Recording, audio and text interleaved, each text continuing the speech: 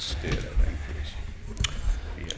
Well, good morning, and welcome to the American Enterprise Institute. I'm Gary Schmidt, a resident scholar here at the American Enterprise Institute and director of the program on American citizenship. And I'll be moderating today's event, whose title is Congress Broken? With me on the panel and speaking in this order is William Conley, who's the Boardman Professor of Politics at Washington Lee University, and the author, most recently, of James Madison Rules America, The Constitutional Origins of Congressional Partisanship. Next up is Donald Wolfsenberger. Don is the former Chief of Staff for the House Rules Committee. He's a resident scholar at the Bipartisan Policy Center and the author of Congress and the People, Deliberative Democracy on Trial. Next, Catherine Pearson. Catherine is an associate professor of political science at the University of Minnesota, former legislative assistant in Congress, and the author of Party Discipline in the House of Representatives. And finally, and not last or not least, is Jonathan Rausch, who's a guest scholar at the Brookings Institution and prolific author on all kinds of public policy issues of note. And most famously for our purposes today, the author of Governments and Why Washington Stopped Working. Now, each of the panelists, including myself, are authors to the recently published Brookings volume, Is Congress Broken? The Virtues and Defects of Partisanship and Gridlock. It's a collection edited by Bill Conley, myself, and Jack Pitney of Claremont McKenna College in California. And it was made possible by a generous grant from the William and Flora Hewitt Foundation. So we thank the foundation for sponsoring this kind of scholarship and our ability to publish the volume. I'm hurrying through the introduction because we don't have a whole lot of time. So I'd like to begin with Bill, so we'll dive right in. I'd also like to thank Voice of America for coming today, and those watching the event on the internet. So with that, Bill, will you kick us off? Thank you, Gary. Our book begins with, is Congress broken, as a question. So I'm going to lean against the conventional wisdom that Congress is utterly dysfunctional, partisan, polarized, gridlocked, and contentious. What if this is the historic norm? Joseph Ellis, the historian, talks about the 1790s and the founders' practice of their principles. He calls it a decade-long shouting match unparalleled in American history. It appears that eras of good feeling are the exception, not the rule. After all, James Madison intentionally unleashed the spirit of party and faction, his words, into our politics, and he fathered what may be the most complex constitutional system in the world. Federalist 10, of course, begins by criticizing factions, but then he says, quote, the regulation of these various and interfering interests forms the principal task of modern legislation and involves the spirit of party and faction in the necessary and ordinary operations of the government, end quote. All in the name of liberty, of course. Thus, we recommend gaining some perspective on contentiousness on Capitol Hill. We recognize all is not well with Congress, yet our false Wilsonian expectations have served to intensify our disappointment with partisanship and limited legislative productivity. The conventional critique today that our politics is broken and dysfunctional echoes the ideals of Woodrow Wilson. By Wilson's benchmark, Congress has been broken since 1885 when he wrote his book, Congressional Government. Congressional reformers, that would be Democrats in the early 1970s, for example, or Republicans in the early 1990s, both echo Woodrow Wilson. Reformers disliked committee government and preferring instead party government, thereby echoing the 1950 Wilsonian APSA report toward a more responsible two-party system, which called for clearly ideological parties providing a choice, not an echo. Careful what you wish for, because sometimes you get it. Woodrow Wilson's own practical political effort to create, quote, responsible government under the Constitution, end quote, ultimately succumbed, according to Daniel Stid, to the countervailing and constitutionally entrenched logic of the founders' separation of powers system. Ever since, neo-Wilsonian reformers have often found themselves confounded by the alternative logic of the separation of powers. The result has frequently been the unintended consequences of reform dating back a century, premised on the Wilsonian perspective. For example, the ironic, almost comical unintended consequence of progressive efforts to curb the filibuster in the progressive era and then the neo-progressive early 1970s era, each time resulted in increased use and abuse of the filibuster, especially when in the 1970s, for example, reformers adopted the two-track system, making it easier to circumvent the filibuster, but also less costly to adopt a filibuster. George Will calls this the trivialization of the filibuster. So we recommend instead a Madisonian perspective. For Madison, the real question with Congress is not the speed or quantity of legislation, but the quality of deliberation. Similarly, the issue of representation is not whether Congress reflects the polls at any moment, but whether it heeds deliberative opinion. And oversight is not just about preventing tyranny, but keeping the executive within its bounds so that it can do what it does best. Madison concluded, quote, "The facility and excess of lawmaking seem to be the diseases to which our governments are most liable." He talked a lot about legislative mutability, one of his favorite words, the mutability of legislation. Gridlock may be good at times. Legislative deadlock may be the best option, absent consensus in Congress and absent consensus in the country over how to address consequential issues and problems. Longtime Hill staffer Lee Rawls wrote a book called In Praise of Deadlock, in which he makes the point that we all praise gridlock when our party is in the minority. Moreover, legislative productivity, in fact, waxes and wanes, sometimes tracking presidential cycles. Such cycles are common in American political history. For example, the first 2 years of George W. Bush or the first 2 years of Barack Obama's presidency. Madison's constitutional system invites both stability and energy. Both legislative productivity and gridlock have their place. So in our, by the way, a spoiler alert, David Mayhew's come out with a new book in which Mayhew, legendary Congress scholar, talks about the importance of legislative stability.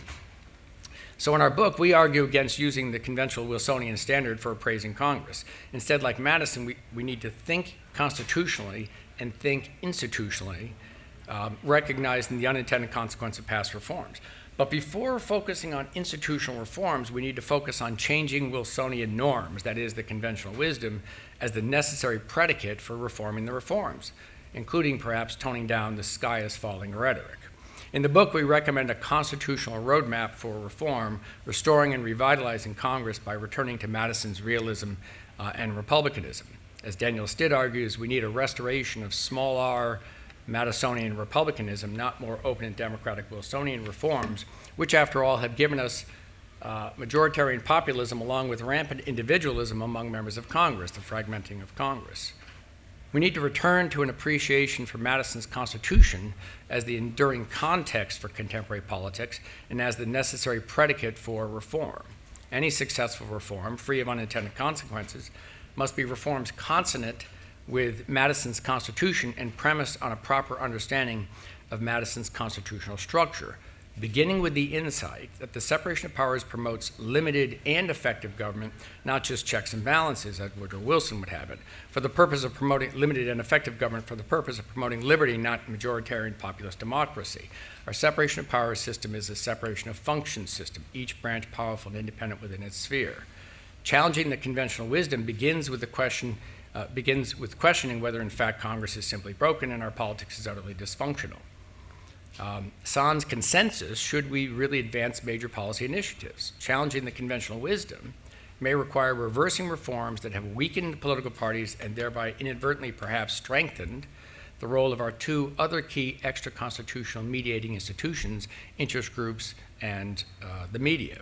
Are we really better served by a media-dominated or interest group-dominated politics rather than by strong, effective political parties? Challenging the conventional wisdom requires a defensive Congress rather than continued drift toward deference to presidents, courts, and executive bureaucracies.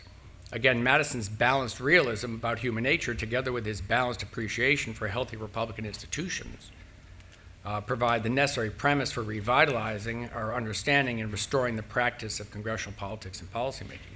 A good place to begin may be with Jonathan Rauch's political realism, with its political machines, restored earmarks, closed-door deliberations, etc. So examples of unintended consequences of progressive reform abound.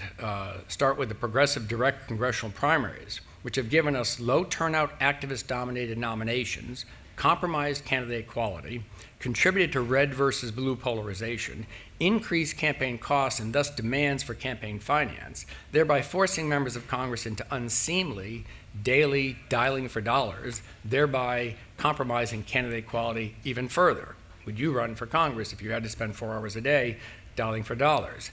Another example, sunshine reforms. David Frum talks about the transparency trap, which curbs serious deliberation. After all, remember Madison and the Constitutional Convention in the long summer of 1787. From closed doors came open government. The ratification process, of course, was open. Another unintended consequence of progressive reforms, the earmark ban. It weakened the leadership, just as John Boehner. In our book, we outline some possible ways we can strengthen the Republican character of Congress, including by strengthening political parties. Now, the good news is that there's bipartisan sentiment that exists for reforming the reforms. For example, campaign finance. The Campaign Finance Institute's Michael Malvin has suggested allowing parties to help candidates by making unlimited coordinated expenditures using donor contributions less than $1,000, or strengthening committees. We need to reinvest in committee resources, including rebuilding CRS and CBO. Don Wolfensberger in his chapter details the remarkable shift in congressional staff resources in recent decades, augmenting politics at the expense of policy. We need to reverse what Daniel Stid calls the big lobotomy performed on committee policy staff. Congress has actually weakened itself. In 1995, lawmakers scrapped the OTA, the Office of Technology Assessment, plus now GAO and CRS employ 20% fewer staffers. This is penny wise and pound foolish. Finally, the growth of government may be the primary reason for the confrontational character of our politics. James Q. Wilson once famously said, "At one time our politics was about a few things, today it's about everything." Yet ultimately, is our purported dysfunction today really any worse than when Madison and Woodrow Wilson lived? Are we hyper-partisan today, or are we hypersensitive to partisanship, having been taught by generations of good government reformers that factions and parties are evil? Are we sharply divided or closely divided, as Morris Fiorina insists? After all, the perfect tie politics of the 2000 election has since contributed to the contentiousness. Since 1980, the Senate majority has changed hands 9 times. Competitiveness lends itself to contentiousness. Ultimately, we ask in the book whether or not elections, more than institutional reforms, may provide the necessary resolution of our differences. Thank you very much. Don?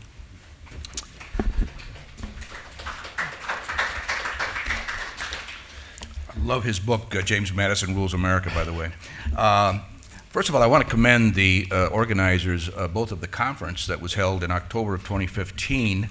The title for the conference was, I believe, Congress, the Constitution, and Contemporary Politics. And also the fact that this book sprung from the papers that were presented at that conference. And reading through the book the last couple of weeks, I was struck by both the richness of the materials that are in here, and I'd highly recommend that you buy the book. I don't profit from it, but I will still recommend that you do buy the book. And the thing that struck me, though, was the extent to which all of the authors used the Constitution as sort of their touchstone or template for looking at how Congress has evolved over the years and where we are today. And I think there is a lot of agreement across the chapters, but each one touches on a different subject, whether it's committees or oversight or leadership or relations with the president. Gary Schmidt has an excellent chapter in here about that. But again, I want to give my kudos to Gary Schmidt and Jack Pitney at Claremont, and of course Bill and Rebecca Burgess, who all helped to pull the conference and the book together. My chapter is entitled "Making House Rules," from I'll get it right here, from level playing field to partisan tilt. And I start out with what I would call dueling epigraphs that I want to share with you just to launch my part of the program.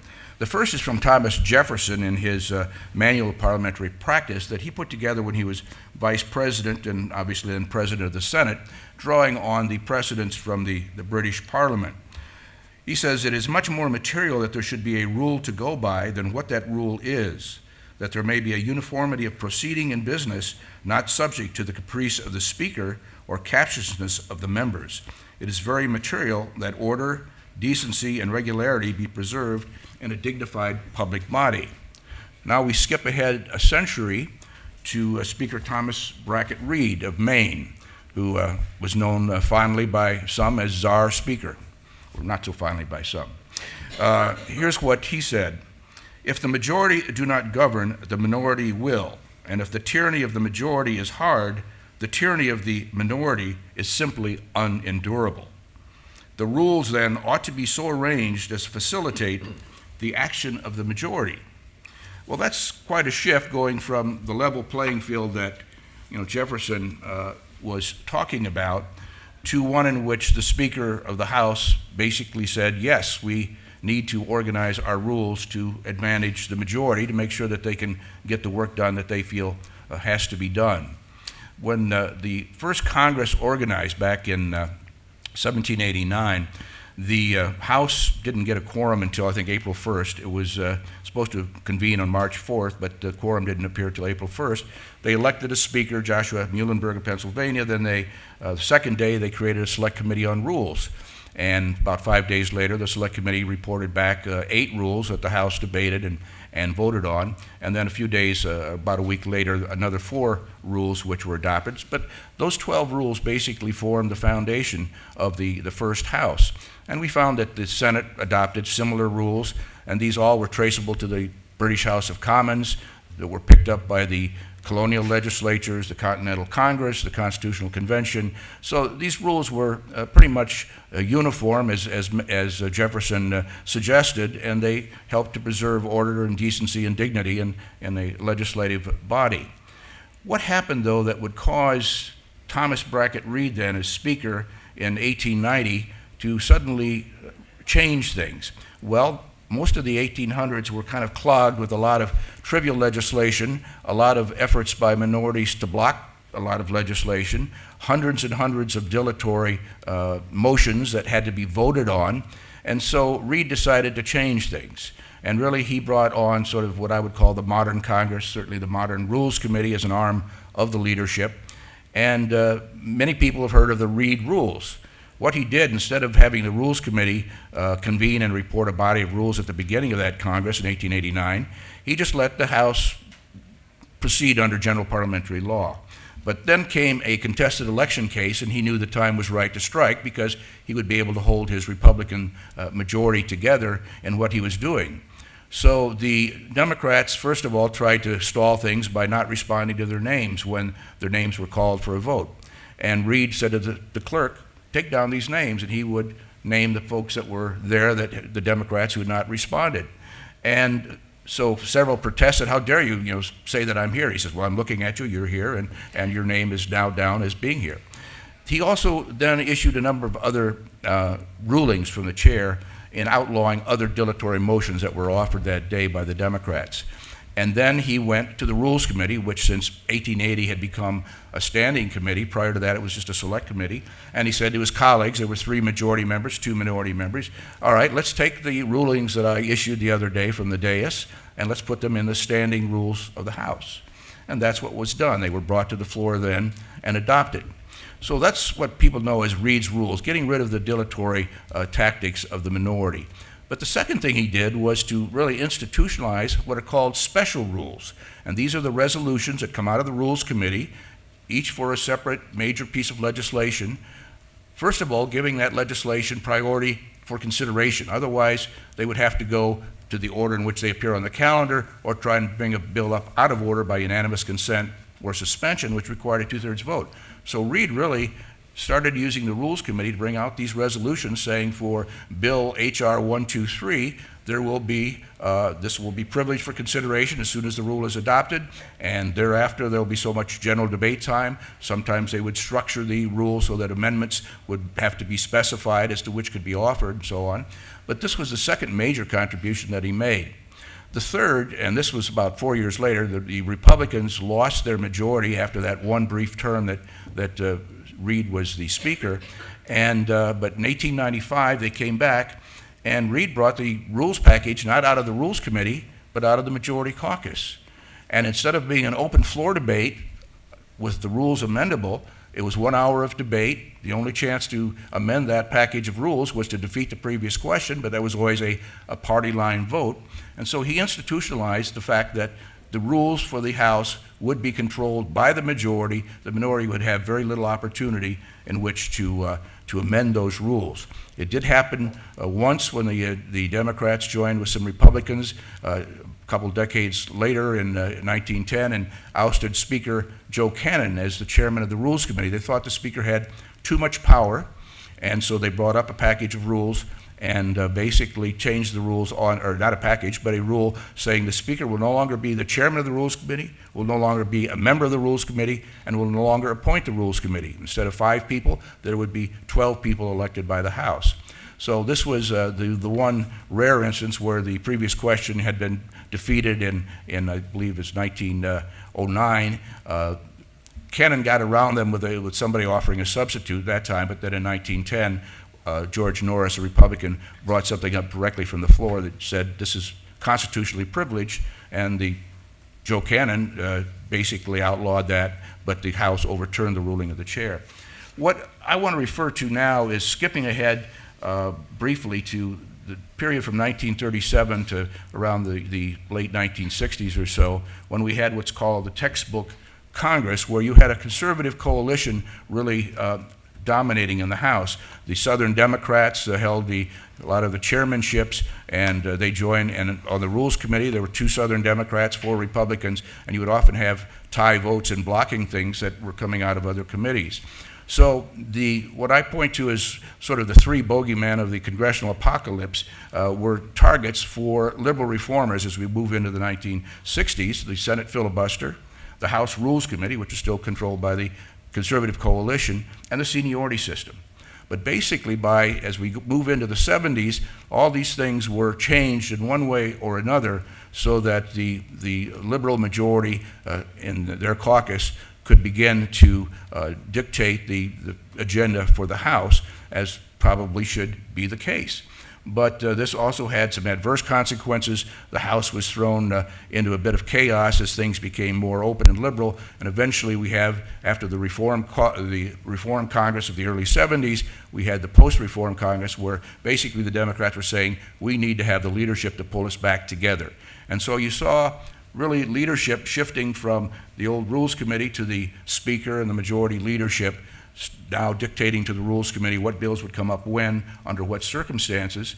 The question that's posed by Sarah Bender in her book, Minority Rights, Majority Rule, is that why did the Democrats continue to do that after 1979 when they had already basically gotten rid of all the minority obstructionist tactics?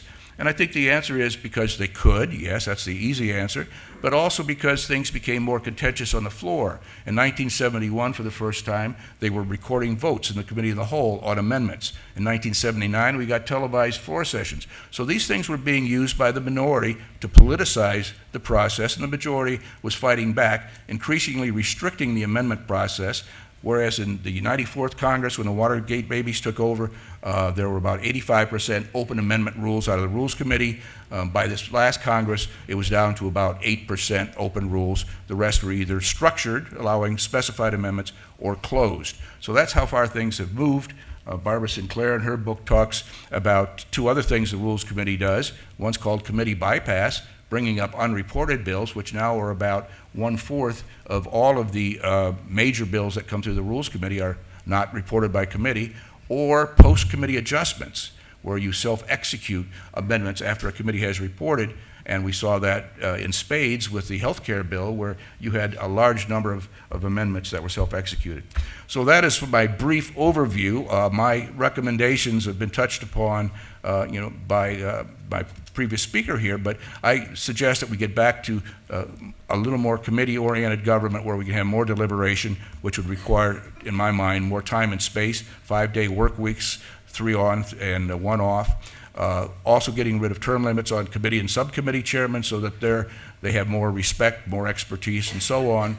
And the last one is to get rid of the rule that they adopted a few years ago where you can roll votes in committees now till the end of the process so that members don't have to be there for the debates that take place during the markup. And I think that was a terrible thing, disconnecting the debate and the deliberation from the actual vote. So those are my no magic wand or anything, but at least some suggestions as how to make the system a little more deliberative. Thank you.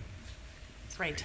Thank you, and I want to echo Dawn's thanks and appreciation of Bill and Gary, and also of Jack Pitney, and for being involved in this project, which has been fantastic. And my chapter focuses on party and committee leadership, and some of it touches on some of the points that Dawn has made. But what I really do is look at the ways in which the power of party leaders and committee leaders has really varied since the late 1930s, going into the textbook reform era. The Constitution, of course, is largely silent on these issues.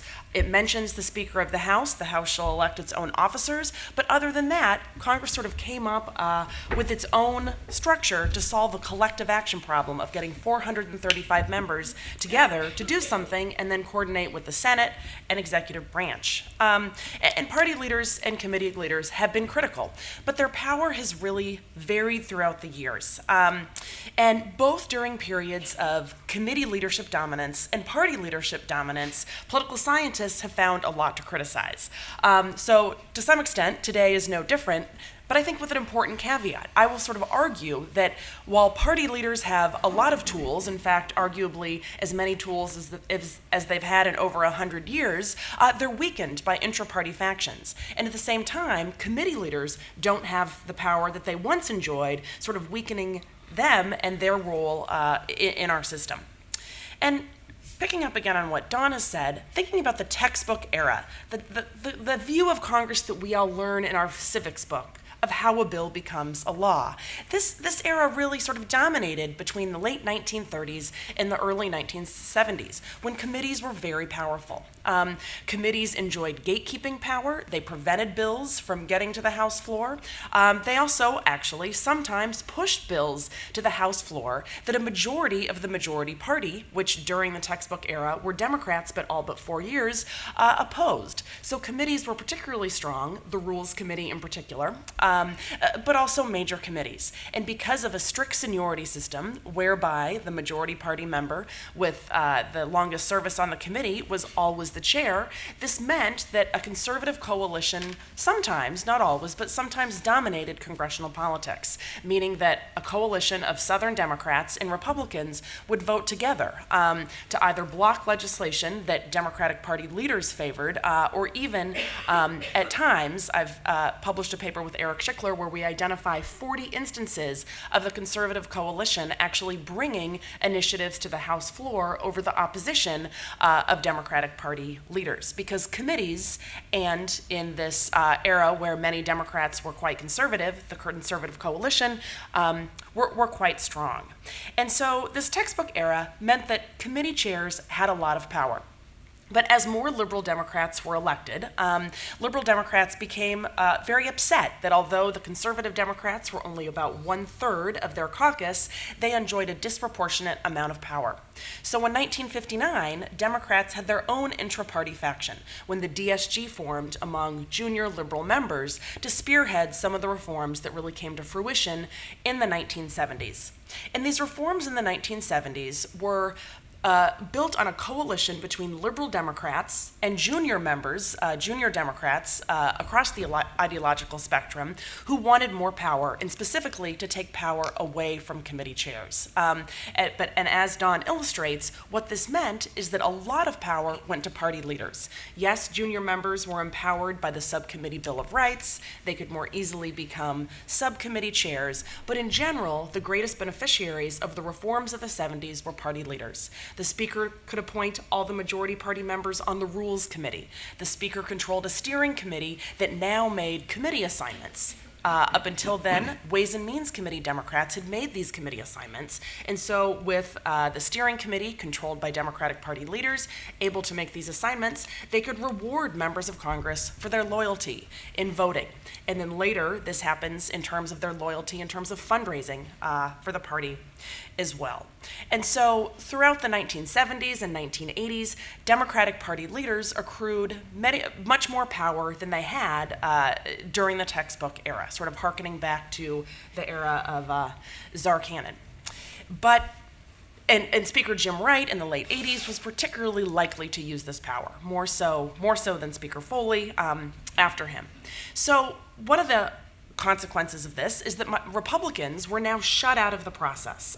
Instead of being a partner, like the conservative coalition era, Republicans are now shut out of the process, and so the partisan polarization that we're beginning to see both at the elite and mass level is really sharpening in Congress. And taking us to 1995, where Republicans are in control of Congress and control of the House for the first time in 40 years, the Republican reforms really accentuated the reforms that the Democrats had put in motion during the 1970s. But the reforms took it one step further. As Don mentioned, term limits on committee chairs. Speaker Gingrich himself made many of the committee chairmanship appointments, bypassing seniority in 4 cases. And this was important for many reasons because it further centralized party leaders' power. But unlike the situation for Democrats, Republicans were so delighted to be in the majority that they were more willing to cede this power to party leaders. And since the 1994 elections, in both the House and the Senate really since 1980, as Frances Lee articulates in her new book, we've really had a very competitive situation where both parties view themselves as teams competing to be in the majority. And so that just heightens some of this partisan polarization. The heightened partisanship in the 1990s under Speakers Gingrich and Speaker Hastert accelerated the power of party leaders at the expense of committee chairs. And then Speaker Pelosi in 2007 took that to a new level as well. Many analysts expected that Democrats would return to a system where committee chairs had more power, and indeed within 2 years Democrats did repeal committee term limits, but Democrats really saw an increase in power to party leaders as they hadn't seen in years before, in part because Democratic committee leaders were also happy to return to the majority in 2007 and were quite grateful to party leaders. And so Pelosi, as Speaker, sort of was willing to discipline her members for a lack of loyalty, but also worked with intra-party factions to bring up party unity to Democrats' highest levels, even in the low around 92%, according to CQ Weekly, when Democrats were in the majority. So Speaker Boehner, when he became Speaker, really should have had a lot of power as a party leader. And although he sort of made some noise about returning some power to committees, he himself struggled to sort of keep his troops in line. So by the 113th Congress, he ousted for recalcitrant Republicans from their committees and tried to further consolidate power. But he was faced with an intra-party faction, first the Tea Party Republicans, then later the Freedom Caucus, that was sort of unwilling to compromise on strategy with their own party. So whereas the DSG is an intra-party faction for Democrats, had very much wanted Democratic leaders to have more power, sort of for a variety of reasons. The opposite was true with Tea Party Republicans and now Freedom Caucus Republicans, where, in fact, after John Boehner's resignation and Paul Ryan reluctantly became Speaker, he actually said in his statement on the House floor that one of the things he wanted to do was return to regular order, let the committees do their work again. But in fact, he's found that difficult. And although he won early praise for opening up the amendment process, it quickly went back to more restrictive rules and sort of continuing the increase in restrictive rules and limiting individual members' abilities to offer amendments. And what was so striking when Speaker Ryan was elected is that the call for opening up the process and letting members offer amendments actually came from majority party members, not only minority party members, were of course also upset. So even as Paul Ryan came from a chairmanship himself, sort of made clear that opening up the process is more important. The pendulum from the power of committee chairs to party leaders has not returned power to committee chairs. But because of intra-party factions, the House Speaker and party leaders are weakened as well. And so we're stuck in this process where without better situated committees that have more power to build coalitions of majority party members with nominally strong party leaders and weak committee chairs, a majority party and a unified government is finding it difficult to govern. Thanks, Catherine. Thank you all very much. It's an honor to be here. I see some good friends in the audience too. That's nice as well. I'd like to make 2 points today. The first is that I think Congress is in fact broken. The second is that the reasons Congress is broken have primarily to do with problems that are outside of Congress and the purview of rules. To keep things interesting, I'll disagree a bit with my colleague Bill Connolly. I don't think that whether Congress is more or less contentious than, in the era of, for example, President Van Buren, when it was completely messed up, is the relevant benchmark right now. I think the relevant benchmark is routine government business getting done, and is Congress able to defend its prerogatives and institutional competence as a branch of government? And I think the answer is that both of those things are harder than ever. There really is no such thing to a first approximation as routine legislating anymore on Capitol Hill, which is a startling thing to say. But every time a budget comes up, or a debt limit bill, or a farm bill, or a surface transportation bill, or you name it, they have to start from scratch. Moreover, you see Congress's power leaching away. Congress speaks institutionally in one and only one way, and that is by enacting legislation into law. Doesn't matter what they do in their, continuing resolutions if they don't pass. It doesn't matter if the House passes a health care bill. What matters is, do bills get signed into law? That is much more difficult for them than ever. The claim I make in my chapter of this book is that we don't really understand the problem when we talk about polarization. What we need is not an era of good feelings. What we need is an era of good political machines. I think the problem here has more to do with what the legal scholar Rick Pildes has called fragmentation than with polarization. Let me try to explain briefly what I mean by that, and tell any of you who are interested that there's a better, longer explanation in the book under the chapter heading Political Realism: How Hacks, Machines, Big Money, and Backroom Deals Can Strengthen American Democracy, the title which I think says it all. But to elaborate a bit, so a lot of what the Constitution needs to get done isn't in the Constitution. The Constitution is a structure for government, but it is not a structure for the work of politics, which is building coalitions and getting hundreds of independently elected officials to somehow coagulate in ways that can get compromises done and legislation passed. And that is very, very difficult. The way you do that is not in the Constitution, nor is it in the congressional rules. It's in the informal sphere of politics, especially parties, and it's done through entities that I call, in my chapter, political machines, broadly defined. What's a political machine? Well, it's a favor economy, really. It's a mechanism that makes politicians depend upon each other. So if I depend on Catherine, then if she asks me to do something, I'm more likely to do it. We build these relationships. We trade favors. She helps me win my election. I raise money for her, and so forth. Those things were set up over many, many decades to do the work of organizing politics and government. One of the things that you've heard emerge commonly on this panel and in the book is a sense that reforms of the 1970s misfired. And I think that's true. And I think one of the ways in which they misfired is that we deliberately dismantled many, if not most, of the mechanisms that politicians rely on to organize their world. These are all the mechanisms by which they create these crucial interdependencies without which it's every person for themselves, and you're herding cats up there. The things I'm talking about are not congressional rules mainly, though I agree with my colleagues that a return to regular order, for example, and restoring earmarks would be helpful. But they're things like, for example, we had what seemed like intuitive and great idea of letting the public, instead of the parties, choose political candidates. Well, that turned out to be devastating for the power of party leaders to be able to protect their people to take a tough vote. I asked Catherine to come. I really need her vote on the debt limit bill. Why should I do that? She says, I'm going to get primaried. And there's nothing I can do about that if I'm not in a position to say, you know what, the state party's going to help you make sure that doesn't happen. We're going to put on a thumb on the scales. Turns out the era of primaries not only has severely weakened the ability of people like Paul Ryan and John Boehner to create coherent factions, but it's also produced stranger candidates and more bitter politics.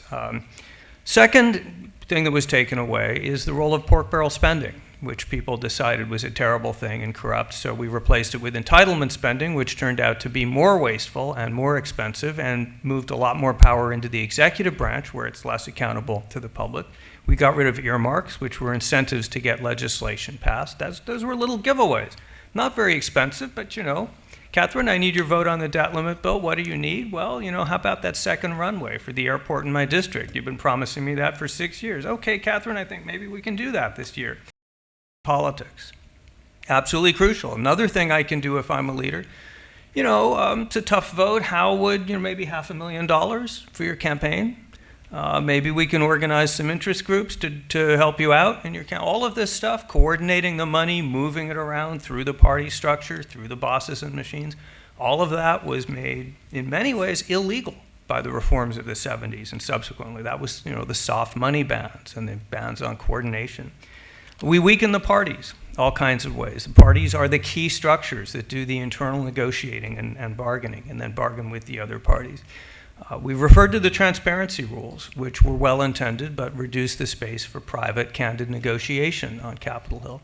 And then I agree with others on the panel who say that another thing we did that was bad is we decided, well, it doesn't make sense to have the longest-serving person on the committee, whoever that is, be in charge.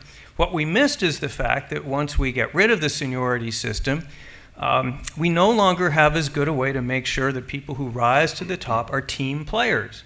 And you begin rewarding people who are not necessarily team players. So you say, well, okay, the leadership is making these committee appointments. That should strengthen them, right? That should be more tools for them. It turns out it doesn't really work that way. Centralization is not the same as empowerment. It's often the opposite. Imagine General Motors if the people in the C-suites and the skyscraper in Detroit said, we're now going to run all the factories from these offices. You'd have a complete meltdown because you'd lose the capacity of all your middle management. We push power up to the very top in Congress and down to the very bottom, the individual members. We hollowed out the middle, which were the committees and all the work they do, making Congress a weaker institution. So there's lots of specific things to talk about there. There are reforms to be done, but I want to leave you with a broader point, which is counterintuitive today, though would not have been to James Madison or James Q. Wilson or Patrick Moynihan or many others, which is we've got to get our minds out of the reform era of the 70s that said backroom politics is shabby and dirty and a form of corruption. The hashtag for my little talk and my little chapter is #BringBackHacks. We need to end the war on corruption, which is transmogrified into a war on politics. We need to let politicians be politicians, and until that happens, they will not be able to do their jobs on Capitol Hill. Thanks, Jonathan, and thank the rest of the panel. My first reaction to your comments is that I actually want to see Catherine's tax returns now. So they're being audited. Yeah. Forever. One of the things, so my scholarly background is actually the American presidency, and so I'm sort of the odd man out when it comes to being a co-author in this book. And it was actually kind of a learning lesson for me. I mean, one of the things as a member of this think tank, we're constantly being asked to provide policy proposals for both people in the executive branch, but also in Congress. And over time, particularly over the last few years, American Enterprises has spent a lot of time talking to members of Congress, and almost inevitably that means talking to their key staff about how to think about things and how to possibly move things on the Hill. And as somebody who started in Washington working in the Senate for Senator Moynihan, and I see my former colleague Tom Ilya, who spent even more time up there. One of the things that always struck me is in recent years when I'm talking to both members and or staff is when I say, well, why don't you do X? Why don't you do Y? I'm being brilliant about how to structure some possibility for moving legislation along. There's a tendency to look like I'm speaking a completely different language.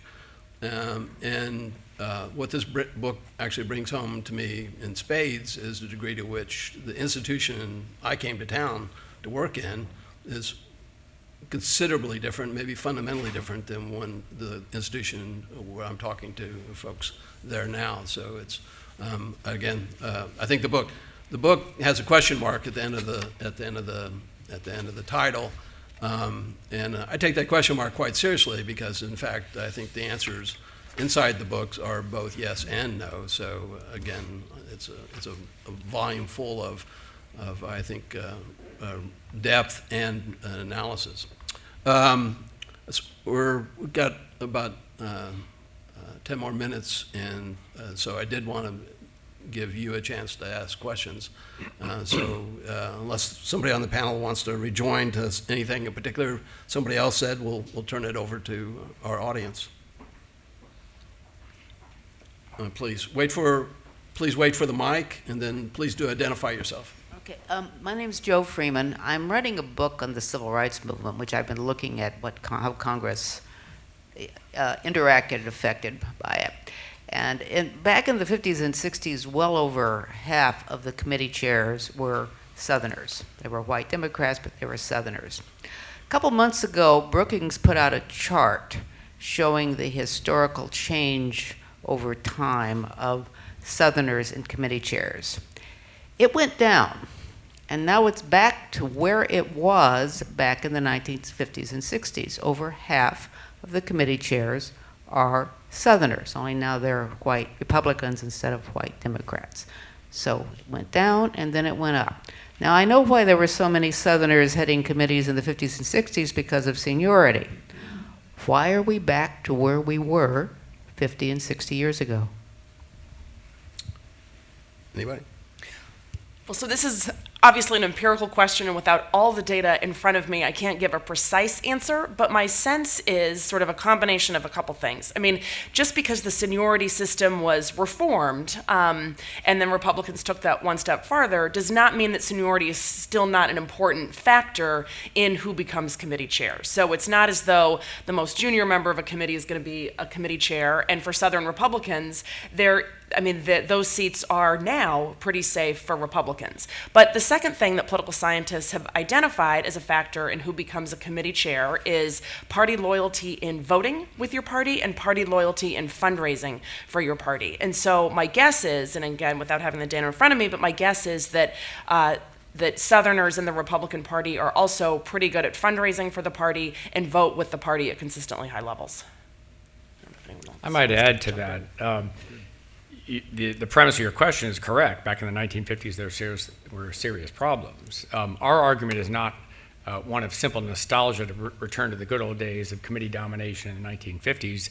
Political scientists were critical of committee-dominated government or committee-dominated Congress in the 1950s, and we're critical of party-dominated Congress now. So there are virtues and defects for both eras.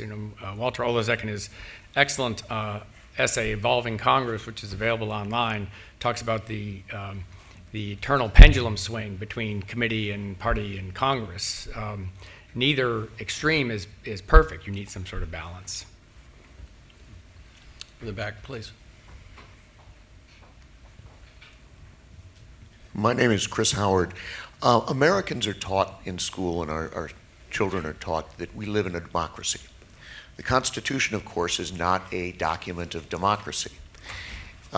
We also, in recent years, have seen a rise of people who would argue they are constitutionalists. But the Constitution, a relatively small document, is incredibly tightly integrated. And you kind of have to take the whole thing as opposed to picking and choosing. We have moved in the cherry-picking direction, and we have taken as conventional wisdom that we are a democracy. And all the progressive reforms you all talk about re-reforming have supported those two ideas. How do you roll back against democracy in a country of 300 plus million people who think that's their birthright? I don't think you can go out and campaign against democracy. That's not going to work in a democracy. I think what you can do is strengthen institutions. I think there's a lot of room that the public is willing to do that. It's important to note that most of the changes that we've been discussing all morning here did not happen through some national plebiscite. The public doesn't really know about or care about rules, for example, that prevent parties from coordinating expenditures with their own candidates using money above hard money limits, just for example. All of this stuff is in the purview of things that it is possible to change at the institutional level. The larger point is to make a case for institutions. This has been completely lost by reformers in the last 50 years. They are focused, like a laser, left, right, and center, on strengthening the relationship between the individual voter and the individual politician while weakening the parties, the leaders, and the intermediaries that allow coordination in politics. And I think you can make a case for strengthening those institutions, and I'm trying to do that. So, anybody else? Let me just add a very small footnote to that. The chapter that Rebecca Burgess and I authored has to do with the rise of executive power. And there's a lot of fundamental reasons for the rise of executive power having to do with the place of the growth of the administrative state, the rise of America as a global power, and also the turning of the presidency into much more of a bully pulpit and a more populist office. I don't think Congress can, in fact, fight the bully pulpit and try to become more populist than the populist president. But what I do think people could do, and again, this is a really minor footnote to what Jonathan has just said, I do think Congress does have a way of making a Republican argument or a Democratic argument that it represents a deeper potential consensus, a majority rule, than a president who gets elected on one day and it's a slice of the body politic on that one particular day. There's a way in which Congress can make a populist argument that I think is in fact legitimate. Yeah, back here. Hi, Jacob Reese's Heritage Action for America. You've all noted that the seesaw in history between party government and committee government illustrates some tension between these two sources of power in Congress. Yet reformers often will either try to avoid coming out on one side of that divide, or they'll offer prescriptions for strengthening both of those sources. It seems like today the real problem in Congress is that many rank and file members distrust both of those sources of power, and neither the committee chairman nor the party leaders have figured out a way to gain that trust and be able to accurately channel the divides within the Republican conference. With that in mind, do you have thoughts on what we saw in the health care bill and these ad hoc negotiations between different blocks of members outside the committee structure, outside the party leadership to try to reach an agreement? Do you think this is a model for working through divides in a world where power is more diffuse and you can't rein in individual members because of atomization? Well, I'll comment briefly on that. I think that you did see for the first time a bit of cooperation between, say, the Tuesday group of moderate Republicans and the Freedom Caucus, and that the leadership was mediating those discussions, those talks.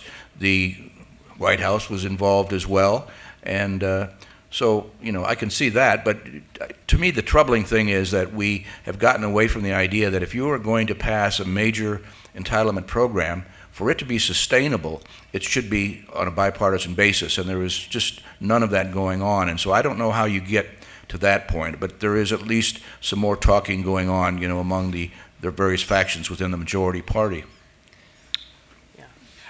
Because, of course, one of the critical differences during the textbook era is that committees were strong because committee chairs had power and Republicans and Democrats, or at least a subset of them, worked together. And so they could sustain floor majorities even if the Democratic Party was divided over a particular policy issue. And so any reform today, I think, would need to be done with the realization that it's not going to end partisan polarization. But strengthening committees where rank and file members are actually engaged in the legislative process in a very meaningful way before a bill that comes out of their committee comes to the floor might actually help restore some of this trust. And there may be an incentive on Capitol Hill for Congress to re-strengthen itself, whether it's the Tuesday Group or the Freedom Caucus, vis-a-vis the executive or the executive branch and the growth of the administrative state. It's a very important and well-stated question. one of the mottos that I go around using is that what we have today in Washington is not a crisis of leadership, it's a crisis of followership. It is very difficult to get coherent action. I was actually impressed with what Speaker Ryan and the Republicans pulled off in the House on the health care bill. But it's important to understand the difference between regular order and ad hoc mechanisms. Regular order is a process that cranks through stuff on a consistent, reliable basis. And what we see now is arrangements in which each is a one-shot, and they are, in fact, by definition, not replicable. So I think the answer is no. There is no model that any one of these things can provide. You need to strengthen institutions and go back to regular systems that can be used on a repeatable basis, and that's what we're not seeing. Please, up front.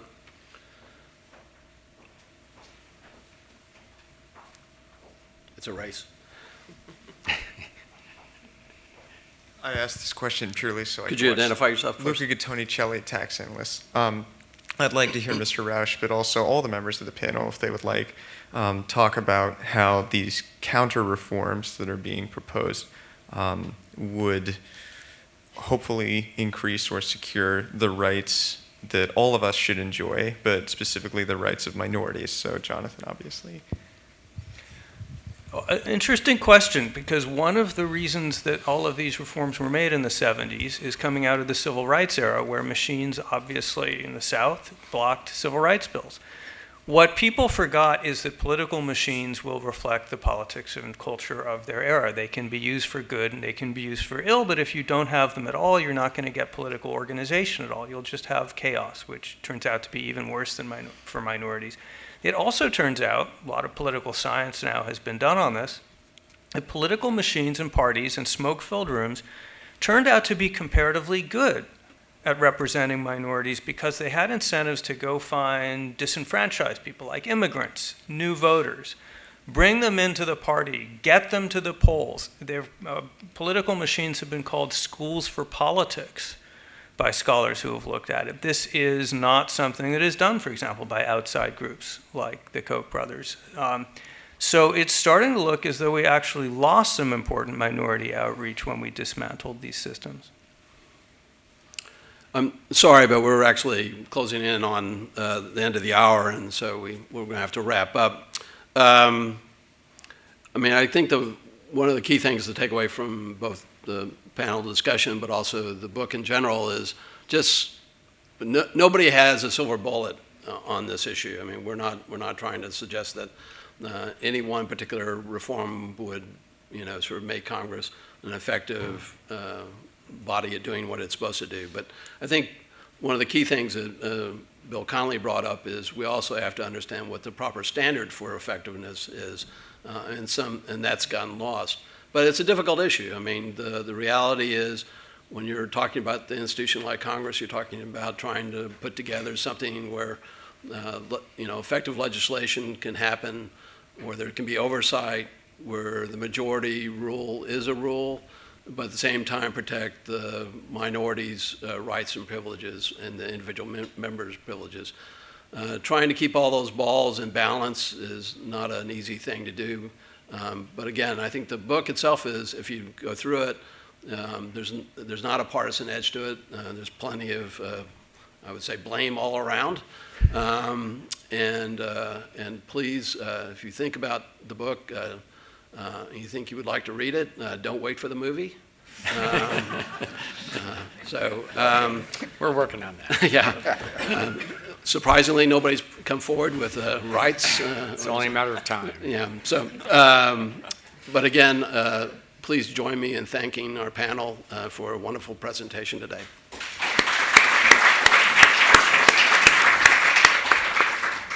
All right. No, Jonathan, it was great. So, Some rules. in and out. Well, that's what we need to do. I'd give you this one, but it's marked up.